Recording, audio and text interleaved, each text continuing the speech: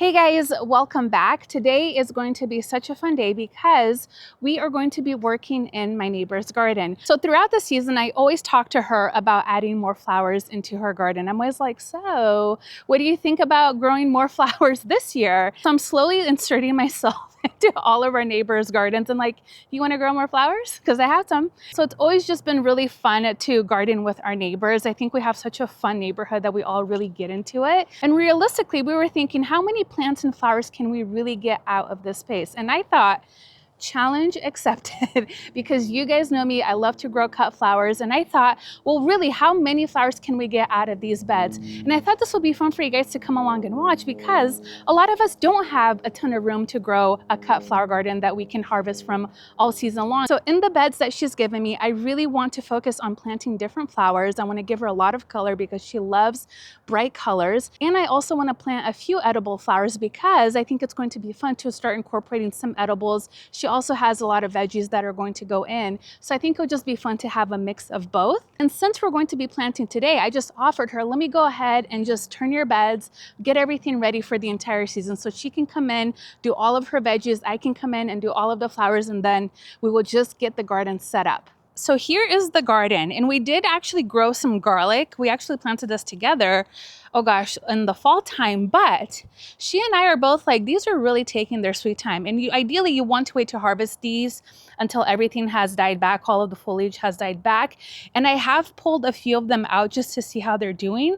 And they're really kind of slow.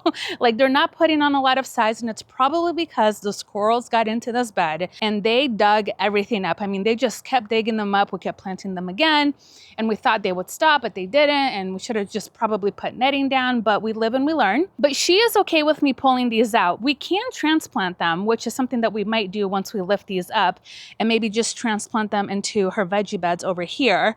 But let's just see how they look once we start lifting them up. Now, her soil looks really good, but she's also curious about the land and sea compost that we used in our raised bed. So we have some of that to bring over here.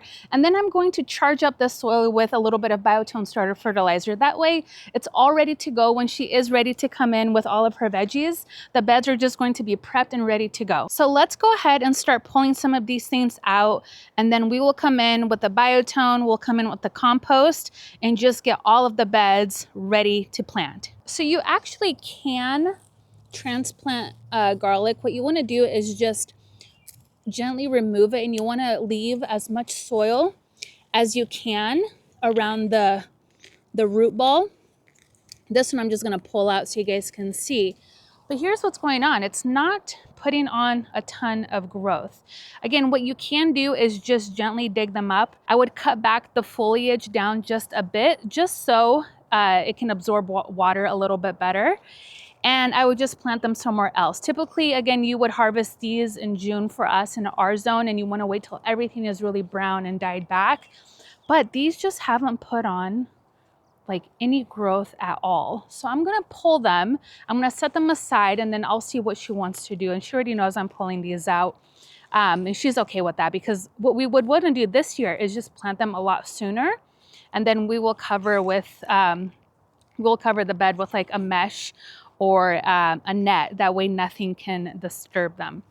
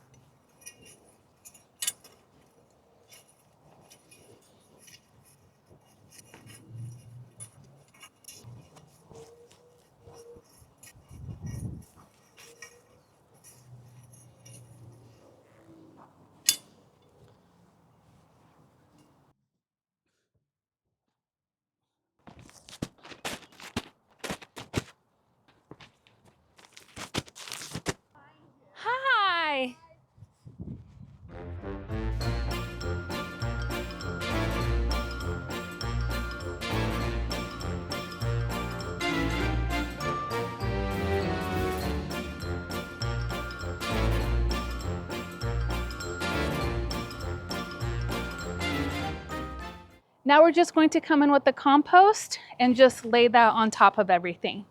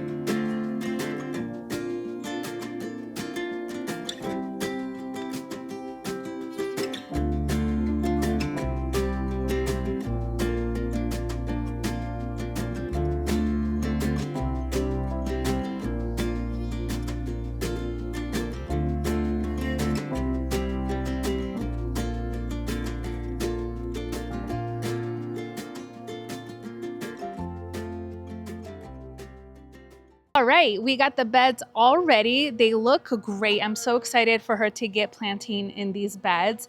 I also went ahead and brought out the tomato cages for her. That way she can plant her tomatoes over there. And I think these beds are going to be designated to veggies. So I think she's gonna do peppers. I don't know if she's gonna do any zucchini this year. She did plant her raspberry plant in that box over there. She might come in and do some more onions and oh gosh, I'm sure just a bunch of other crops in this area over here. And now in these beds right here, this is where we are going to plant up with a bunch of flowers, which I'm so excited about. So I want to plant different types of flowers. That way she can make her own mixed bouquets throughout the whole season. The one flower I'm not going to grow in these beds, can you guess? It's dahlias, because we have a ton of dahlias and she used to grow them, but they didn't do very well in her space here. So she was like, I'll skip on dahlias. She has mine if she ever wants any. And then we are just going to focus on other flowers for these two beds right here. So here's what I'm thinking. I picked up her this nasturtium because I think having edible flowers is going to be really fun. And we can actually come in with more things like calendula. We could do bachelor's buttons. There's a variety of different flowers that you can grow that are edible and mix that in with some of your cut flowers, which I think is always nice. So I have this jewel mixed nasturtium. So I'm thinking of planting just like one around each of the borders. Maybe we'll do that. And then I brought out some seeds because I'm going to direct sow a bunch of things for her. These are my seeds that we got this year, and some of them are from last year. So what I think I'll do, let me get my box here organized and we'll get out some zinnias. I have amaranth, and then I also want to do marigolds because she likes marigolds. So I think it'd be fun to add some of these to the bed. And these are African Cracker Jack blend, or marigold African Cracker Jack blend. These get nice and tall. I also want to come in with some cosmos. We will do, let's see, what else should we do? Maybe some celosia. I have some starts that I can pull from. And then she also wanted, gosh, what was it? Scabiosa. And I'm growing some inside. They're not ready to be transplanted yet. So I will wait maybe like another 2 weeks to get those out here, but I will create a little tag for them so we have a designated area. And let's see, what else do we want to do? My goodness, we can just really have a lot of fun. I think we're going to go heavy on the zinnias because they're so easy to grow. She loves them. And we did a whole video on them actually recently. I'll link it down below for you guys if you haven't watched it yet. But I mean, zinnias are kind of like that. They're kind of that flower that just does everything. They're a good focal flower. They're a good support flower. And when I talk about growing cut flowers, we've gone over some of the bouquet elements that you want to have in mind. You want to have your greenery, you want to have your airy elements, your focal flowers, your disc flowers, your supporting flowers. So just keep that in mind when you're planning out your cut flower garden. Now, in terms of the bed size, this bed is just a little over 11 feet long. And then the width kind of varies at different areas of the bed. So the long longest width over here is about 4 feet wide. The narrowest is about 3 feet wide, just to kind of give you a point of reference of how big this bed is and what we're going to fit into these beds. I think the average raised beds are about 4 feet wide and about 8 feet long. So if you're planning out a cut flower garden in that space and you want to space your plants about a foot apart, you can probably fit in about, what is that, 32 plants in a bed that size. Now, we talked about this when we were talking about the zinnias. I like to play around with those numbers a lot. Depending on the flower, I will actually plant things usually around like 6 to 9 inches in between. Things like cosmos will require a little bit more spacing because they do get massive, and you want to give them enough breathing room because they branch out. And then the amaranth too, you want to give them a little bit more breathing room. Where like a zinnia, as long as you keep it pruned back and cut back, you can really kind of play around with that number a lot. So I'm going to go ahead and probably plant things maybe like 7 inches apart in terms of the zinnias. The cosmos will stick to about 9 inches. The amaranth will also stick about 9 inches. And then we'll see how far we get down the bed and what our spacing is going to be like. This first row here, I'm going to leave for the amaranth because that is going to get the tallest. I think the red spike amaranth that I'm growing is going to get about, oh gosh, I want to say like 50 to 60 inches maybe. So that will be our tallest flower. And then next is going to be our zinnias, which will be about 48 inches. So I just want to give those 2 flowers plenty of space. So let's go about like right here to start the cosmos. Just make a little trench. And we will space those about 9 inches apart. So the 2 that I'm going to do is zinnia. I'll do that one. And then I'm going to do apricota for her because she likes the bright colors. And I think that will be perfect. So I'm just going to do a couple of seeds about every 9 inches. And then we'll just cover them back up like this. And I would have maybe like a 1/4 inch deep, a little bit less. And then from here, we will continue giving them that space. So we'll do the next row right here, and we will do the apricota. All right, our next tall variety is going to be our zinnias. So I'm going to start our zinnias about right here. We'll do Benary's Giant Salmon Rose, and I will plant these out about 7 inches apart. I'm also going to do a Benary's Giant White. And then we'll do Queenie Red Lime.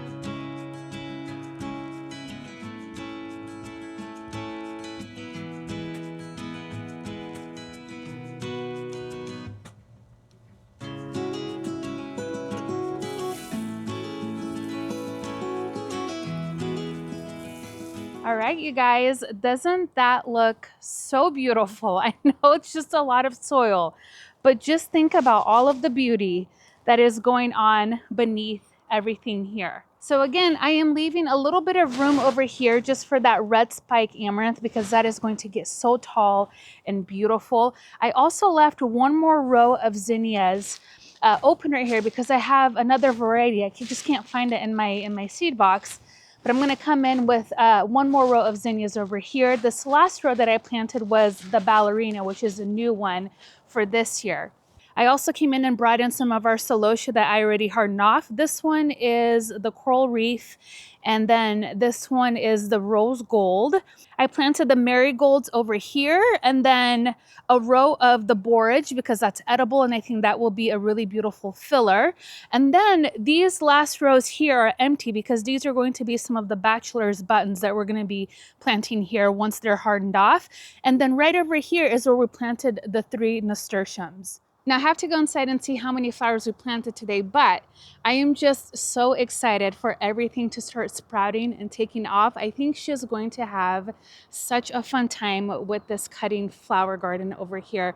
I'm like more, well, I know I am. I'm more excited for her than she is because you guys know how excited I get about flowers. So it's just going to be really important that we keep this area nice and moist. We don't want the soil to dry out, especially because we direct sow all of these flowers, the zinnias, the cosmos. It's important to not let your soil dry out. We also talked about soil temperature in the zinnia video and how important it is to wait until that soil temperature gets to around 60, 70 degrees. That's usually like where I have the best success and most vigorous flowers.